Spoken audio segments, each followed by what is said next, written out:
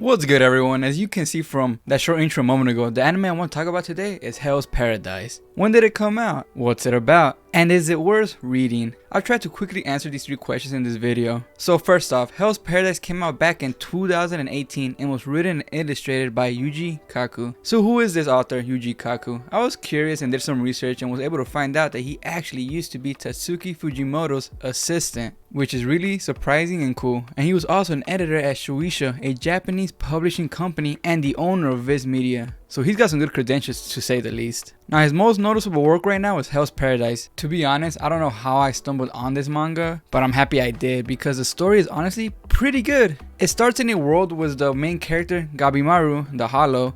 He is an elite shinobi assassin with no emotions. He is said to be executed in the beginning of the story, but nothing they do or try can complete the job because of how resilient he is, until a skilled warrior is summoned to complete the job and she's able to nearly kill him. And let me know here also, he wants to die. He's constantly acting like he doesn't care about his life, but he's just so indestructible that he can't, or at least it's not that easy to kill like a normal person. But when he is faced with a real death, he jumps back, contradicting himself. If he wants to die, why resist? Alright, so here in the story is when we see that he doesn't really want to die and really does want to live because he does have a wife that cares for him back in his village. And another side note, he was banished from his village and they set him up, and that's why he was captured in the first place. So with him being captured, it is currently impossible for him to see his wife again.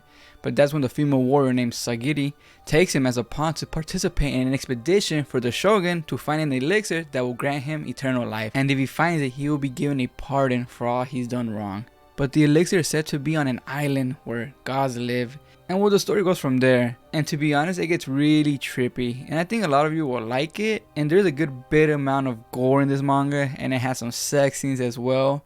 While on paper, it's not all that crazy. But I did recently find out that there will be an anime adaptation coming out in 2023. Made by the one and only studio MAPPA.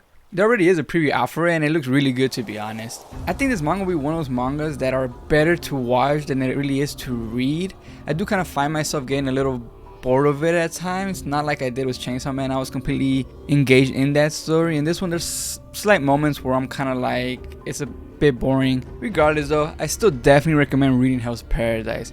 It's only like 13 volumes long, so you won't really invest too much time into it. But if you don't feel like reading it, waiting for the animation isn't a bad choice either, since it is only around the corner at this point in time. So that's about it really. Let me know in the comments what you think about Hell's Paradise. Have you read it? Are you excited for the anime adaptation that is coming out later on this year? And yeah, that's about it. Peace.